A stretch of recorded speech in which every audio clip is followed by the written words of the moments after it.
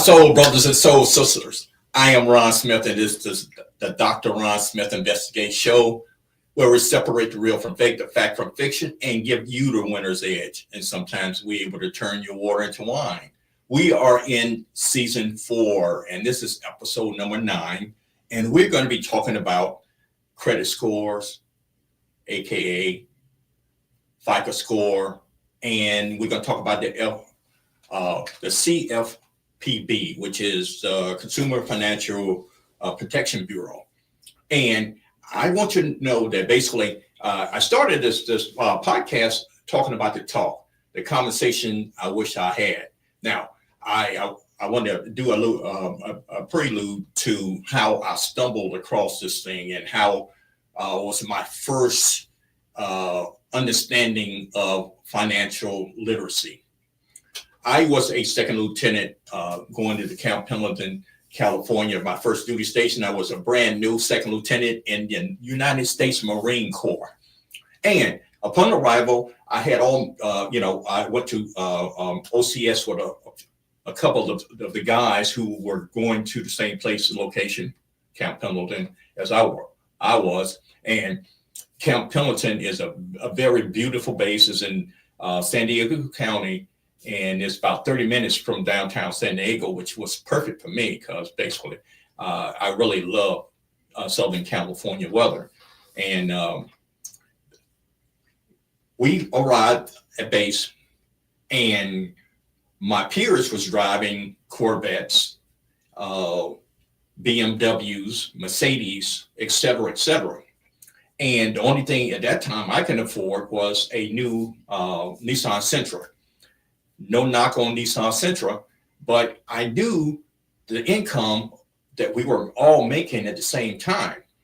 But I was wondering, how were they able to afford the Corvette and the BMW? And the best I could do was a new a Sentra.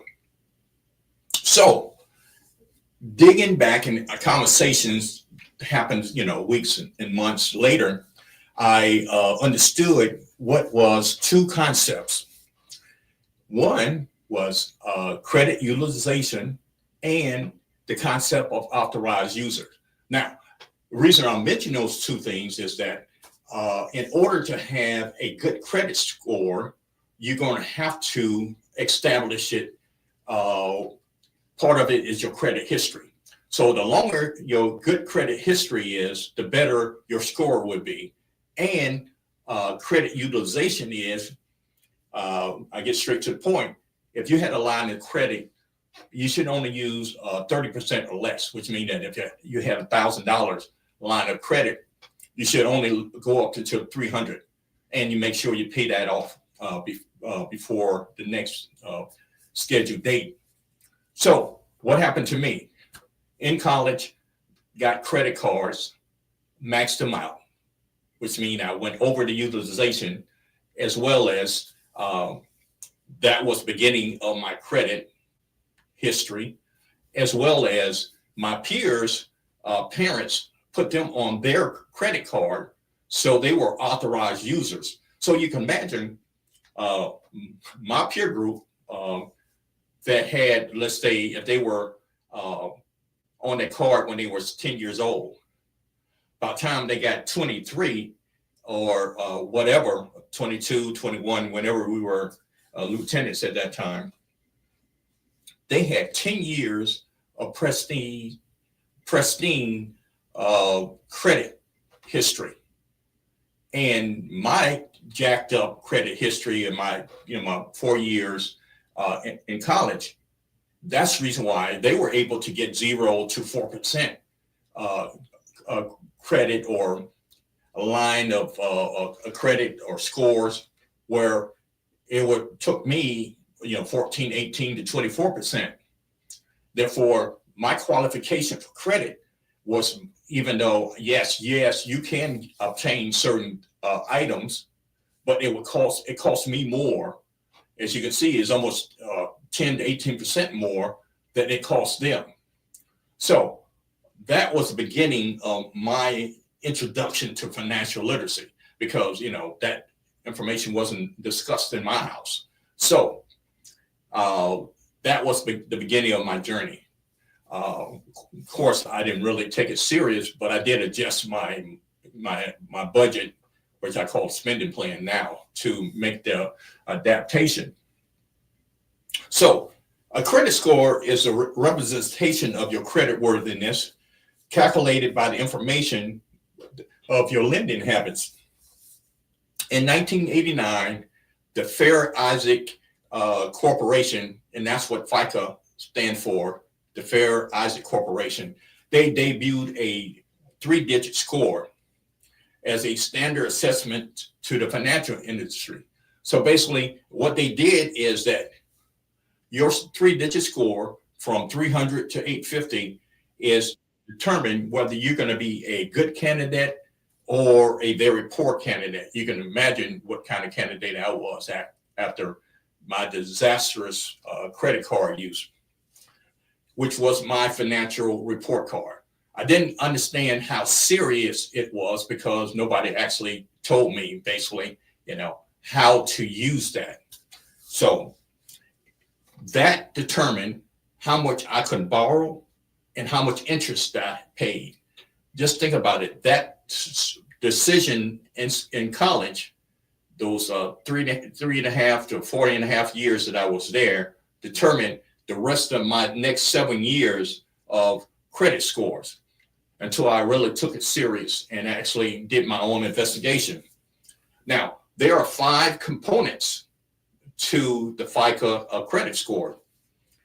Let's start. We're talking about payment history, your amount that you owe, the length of your debt history, the mix of your debt, and the request for new debt. Now, let's go individually, because your payment history is 35% of your, if you were doing 100, score, your payment history is 35%. So you can see that basically the first category, I completely destroyed didn't understand my utilization. So make sure you're paying your bills on time and that you don't have any late payments. That is the main thing that you have to make sure you look at. Okay, the next thing is the amount of debt that you owe. Remember, so you can only, what your line of credit is, make sure that you only use 30% of that, which is actually 30% of your score at the same time. Remember, I told you about your debt history. One of the things that you have to be careful of is that if you have a credit card, you don't want to eliminate that, because what you just did, you just destroyed your credit history, or it's almost like doing a restart. So imagine that you remember I gave you an example. My peers, as an authorized user on their parents' credit card, had a longer exemplary credit history that will actually move your credit score up, which means that they were probably in the 800s, where I probably was in the 500s. And in order to actually, remember I told you that from, and I'm gonna give you the score range in a minute, but in order to get to the high 700s or to the 800, you have to have a lengthy, very good credit history. And number 4, we have to look at the mix of debt, which means that, which is 10%. So now payment history is 35. The amount of debt you owe is 30. The length of your credit history is 15, and 10% is the mix. What they want to do is they don't want you to heavy in anything. So basically, you can have a car loan, you have a mortgage or rent, and or you have student loans. They don't want you to be heavy or limited. They want to make sure you have a good mix, because that is established in being a good candidate. And number 5, the request for new debt, which means that basically do not go, especially if you are considering purchasing a big ticket item, which is, a very nice car, or buying a home, because those inquiries and will have what they call a pull on your credit. Now, there are soft pulls and there's hard pulls. And one of the things I can give you up front, a credit card is a hard pull. So basically, if you are applying for a Macy's, Nordstrom's, Dillard's, etc., those type of cards, make sure, or even the credit cards, make sure, I would ask if it's a hard pull or soft pull, because basically those things are taking a hit every time you do that. Make sure that you at least ask the question, then you know where you stand. Okay, let's go with those ranges. Your FICO score ranges from, let's say, excellent is from 800 to 850. Very good is 740 to 799. Good is 670 through 739. Fair is 580 to 699. Poor is 300 to 579. Now, you can still purchase items. You still can buy things. The whole idea that it will cost you more. And the thing about it, that's what you want to change. You want to be able to get into that 0 to 4%. When you see those car commercials, they give you from 0 to 4%, which is, one of those things that those are the best rates. And basically you can get this vehicle at that cost. Now, if you don't have that means that basically it's going to cost you more. So that's one of the things that you need to make sure you get. And like I said, payment history, the amount of debt that you owe, the length of your debt history, and the mix of debt, and your request for new debt is part of that matrix that they report. So you can actually make sure that where your credit rating is. And let's talk about TransUnion, Equifax, Experian. I guess the word on the street that these are credit bureaus. There is only one credit bureau, and that's the Consumer Financial Protection Bureau. The three I named, TransUnion, Equifax, and Experian, are reporting bureaus. Or they're pretty much privately owned. They are independent also. So what we're going to do, we're going to take a break right now. And then when we return, we can continue talking about credit scores, FICA, and the CFPB. See you on the flip side.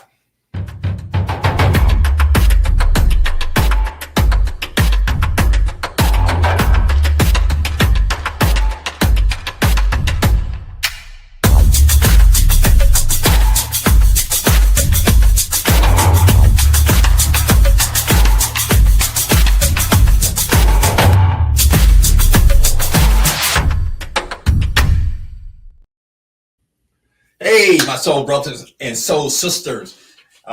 This is season 4, episode number 9, and we're talking about credit scores, FICO scores, and the Consumer Financial Protection Bureau.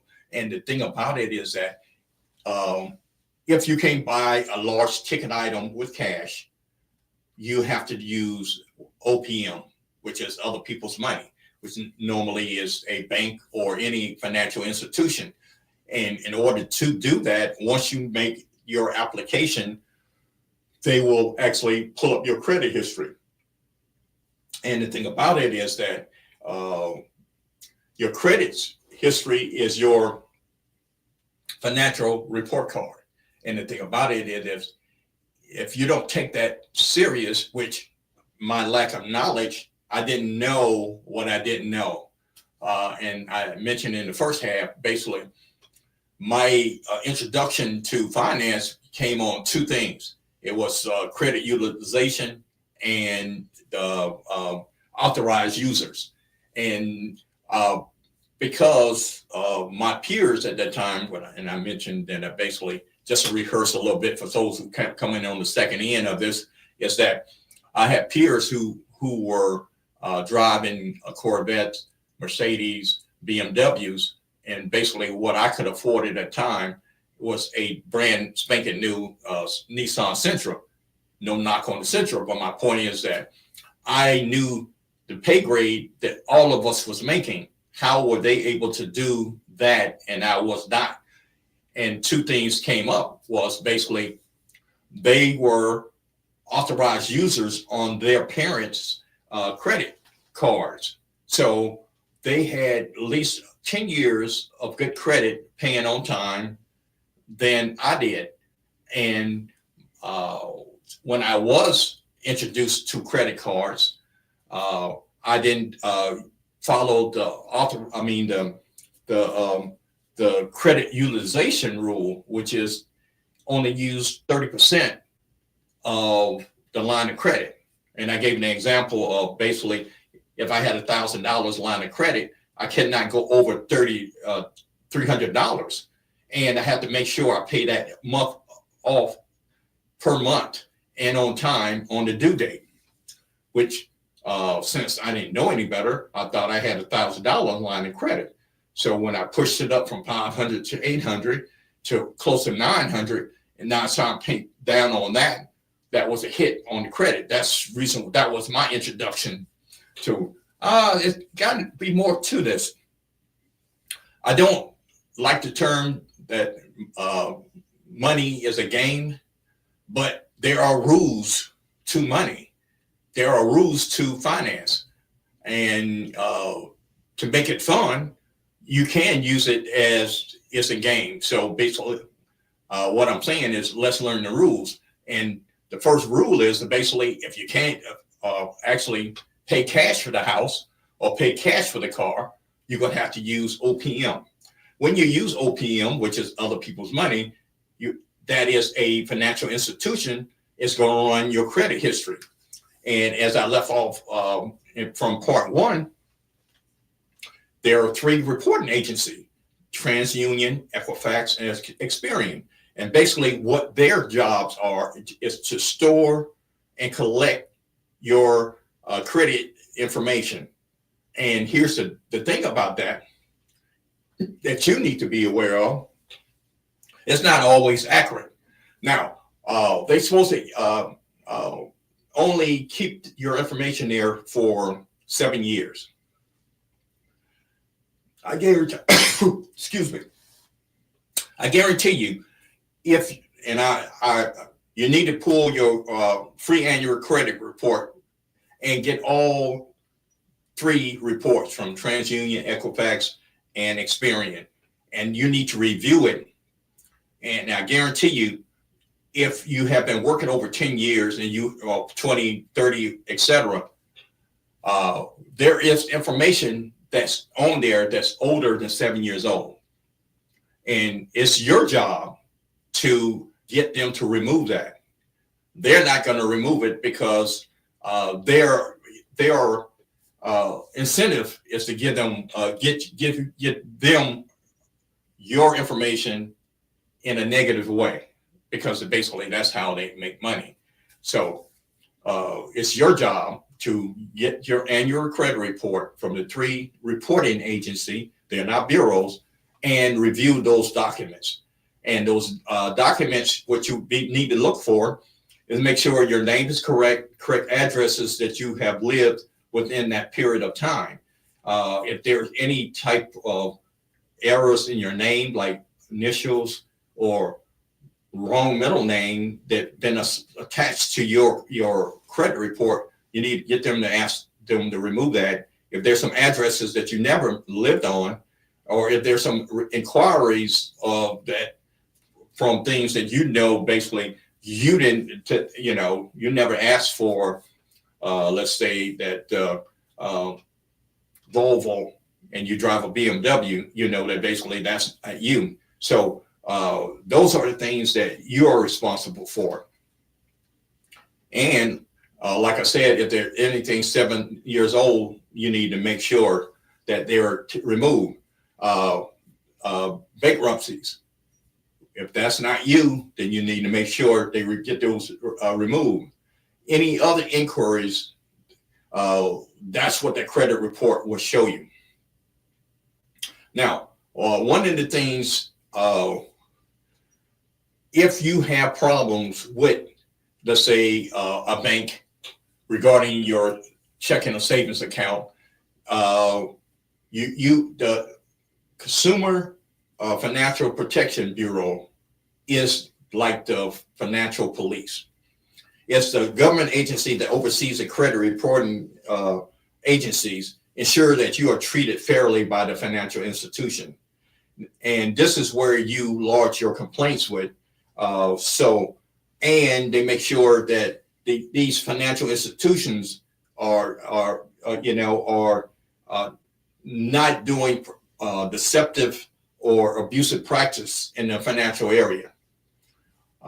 And like I said before, they are the financial police. That is the bureau that will actually protect you from, the financial bad guys, so to speak. Or if you run into a situation where the credit bureaus won't remove certain documents, there's letters that you can write to make sure, they are in compliance. So here's some tips of how do you obtain a good credit score. First of all, you got to pay your bills on time. Your payment history, remember I told you, that is 35% of your score. And it would make the major impact of it. And the thing about it, you need to make sure this is not around your pay date. You need to know when is the due date of your credit score. Your payday might be on the 1st, 15th, or 30th. Your payment date might be that Wednesday. You might get paid that Friday. So you have to make sure that your time, you are lining up with your payment date. And you got to realize that the missing or late payments stay on your report for 7 years. As I said before, one of my major mistakes, I always say that I'm still on trial for some of my financial errors, is that the credit utilization, you need to keep that under 30% of your line of credit. And basically, the higher your utilization, you have dings on your credit report. Remember, I gave you the simple example that if you had $1,000 line of credit, you should not go over the 300. That's, pretty straightforward and simple.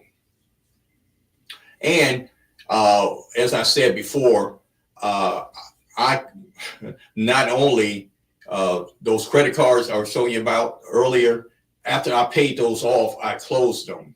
And that is a big no-no. Once you pay those cards off, make sure you keep them open. And here's the thing, because that is part of your credit history. So if you eliminate those things and close them, it took you, let's say it took me 5 years to pay those things off. I just eliminated 5 years of the credit history that I had, even though, there might be some dings or quote, because of late payments, derogatory marks. At least I had established a history. Remember, the number 3 was the length of debt history was 15% of my credit score. So I just eliminated that. So if you do, make sure you pay it off, but keep it open. Don't eliminate it. And as I go back again, as you see, I had a professor who used to stump with things that you won't remember. So not that, hey, get your free credit report from all 3 credit bureaus. I guarantee you, let's say if you had it like a 734 score, one of the reports will have 743, one go have maybe 735, the other might have it around 739. All 3 credit reports report on, they emphasize on different things of the components, but you know, you need to get all three of them so you can actually review it to make sure that you know what need to be taken, removed, or in the area that basically you, especially taking care of those errors. And limit your new application. And the thing about it is that, let's say if I know that I was going to purchase a house this year.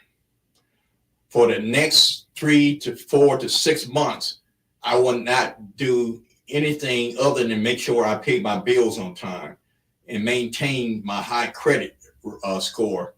I don't want to introduce anything new to it. Make sure I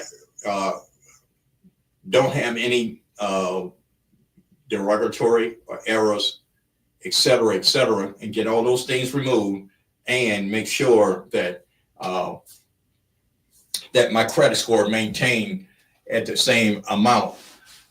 Because if I know you went through the buying a house or purchasing, even getting purchasing and establishing a business, there's a lot of moving parts to that. But what you don't want to do is make sure your score is going up and down. So I wrote down some notes. The reason why you don't want to do the new credit application, because remember, most of the credit cards are hard pulls. So that's going to be hard dings on that. So you don't want any hard inquiries.